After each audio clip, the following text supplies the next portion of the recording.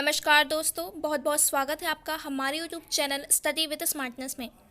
आज के इस वीडियो में हम हिंदी से संबंधित कुछ इंपॉर्टेंट प्रश्नोत्तर देखेंगे। तो चलिए हम शुरू करते हैं। हमारा पहला प्रश्न है, तत्सम शब्द का चयन कीजिए। पीठ, परख, पोता या पत्र। इसका राइट आंसर होगा पत्र, चूँकि तत्सम शब्द जो कि संस्कृत से बिना किसी परिवर्तन के लिए गए हैं वे तत्सम शब्द होते हैं। तो यहाँ पत्र का अर्थ होता है चिट्ठी या खत से। पत्र एक तत्सम शब्द का उदाहरण है। नेक्स्ट क्वेश्चन है, फुल्लेल में कौन सा प्रत्यय है? इल, अल, एल या एल। इसका राइट आंसर है एल, चूँकि प्रत्यय वे शब्दांश होते हैं जो किसी शब्द के पीछे लगकर नए शब्द बनाते हैं। तो यहाँ पर फुलेल, इसमें फूल में एल लगकर, यानी एल एक प्रत्यय है, एल लगकर फुलेल शब्द बन रहा है। नेक्स्ट क्वेश्चन है, त्रा वर्ण किन वर्णों के सहयोग से बना है? ता धन आ, त धन र, त्र धन आ या ता धन र। इसका राइट आंसर है ता धन र, चूँकि त्रा एक संयुक्त अक्षर है, यानी कि सामान्यतः किसी भी वर्ण को बोलने के लिए स्वर या व्यंजन दोनों का ही प्रयोग होता है, लेकिन त्रा एक ऐसा वर्ण है जो दो व्यंजनों से मिलकर बना है, ता और र से मिलकर बना है। नेक्स्ट क्वेश्चन है, शिरोमणि का विलोम क्या है? प्रमुख, प्रारंभ, चरणधुरी या इनमें से कोई नहीं।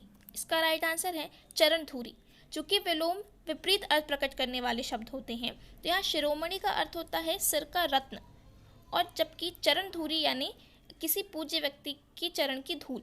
तो यहाँ पर ये दोनों ही एक दूसरे के विलोम हैं, क्योंकि यहाँ शिरोमणि में शरीर के सबसे ऊपरी भाग की बात की जा रही है और चरणधुरी में शरीर के सबसे निचले भाग की बात की जा रही है।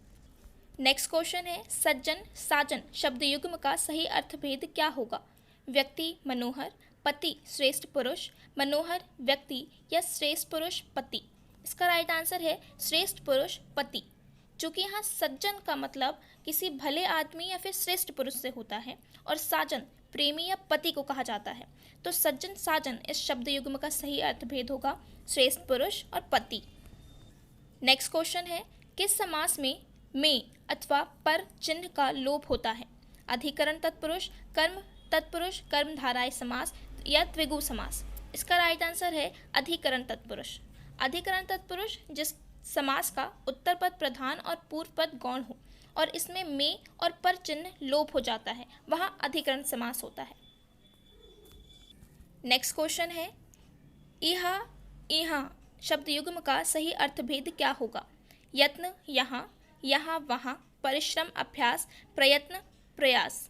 इसका राइट आंसर है यत्न यहाँ, क्योंकि इहा इहा का मतलब होता है प्रयत्न करना या किसी काम को करने की चेष्टा करना, जिसे हम यत्न भी कह सकते हैं, और इहा मतलब होता है यहाँ या इधर। तो इस शब्द युग्म का सही अर्थभेद होगा यत्न और यहाँ। नेक्स्ट क्वेश्चन है, बिलाशक में कौन सा उपसर्ग है? बा, बी, बिला या बिना।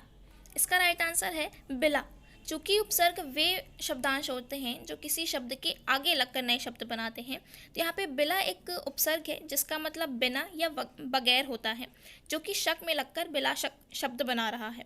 इसके अलावा इसका एक और उदाहरण ले सकते हैं, बिला वजह, ये भी इसका उदाहरण है। नेक्स्ट क्वेश्चन है, निम्नलिखित तत्सम तद्भव में से कौन सा विकल्प अशुद्ध है? डंक, डंच, तांबा, ताम्र, तालाब, समुद्र, जोगी, योगी। इसका राइट आंसर है तालाब, समुद्र, क्योंकि यहाँ पे तत्सम तद्भव शब्दों का युग्म पूछा है। तो यहाँ पर डंक और दंश तत्सम तद्भव के उदाहरण है। उसी तरीके से तांबा को ताम्र और जोगी को योगी कहते हैं, लेकिन यहाँ पे तालाब और समुद्र ये भिन्न है। नेक्स्ट क्वेश्चन है, ए और ए का उच्चारण स्थान क्या है? कंठ, कंठोष्ठ, कंठ तालव्य या ओष्ठ। इसका राइट आंसर है कंठ तालव्य, चूँकि कंठ तालव्य वे वर्ण होते हैं जिन वर्णों का उच्चारण स्थान कंठ और तालु दोनों से ही होता है। तो यहाँ पे ए और ए ये इन दोनों ही वर्णों का उच्चारण कंठ तालव्य से होता है। नेक्स्ट क्वेश्चन है, निम्नलिखित में से विपरीतार्थक युग्म चुनिए। मृत, मृत्यु, कड़ा, कठोर, यश, कीर्ति, मूक, वाचल। इसका राइट आंसर है मूक, वाचाल, चूँकि विपरीतार्थक शब्द युग्म यानी विपरीत अर्थ प्रकट करने वाले शब्दों का युग्म। तो यहाँ पर मूक और वाचाल ये शब्द युग्म है जो कि विपरीत अर्थ प्रकट कर रहे हैं, क्योंकि मूक का अर्थ होता है गूंगा और वाचाल का अर्थ होता है बहुत बोलने वाला। तो ये एक दूसरे के विपरीत है, जबकि बाकी सभी एक दूसरे से मिलते जुलते शब्द हैं। नेक्स्ट क्वेश्चन है, काली घटा का घमंड घटा किस अलंकार का उदाहरण है?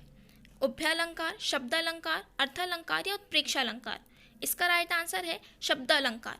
चूंकि शब्दालंकार यानी जिस अलंकार में शब्दों के प्रयोग के कारण चमत्कार उत्पन्न होता है वह शब्दालंकार होता है।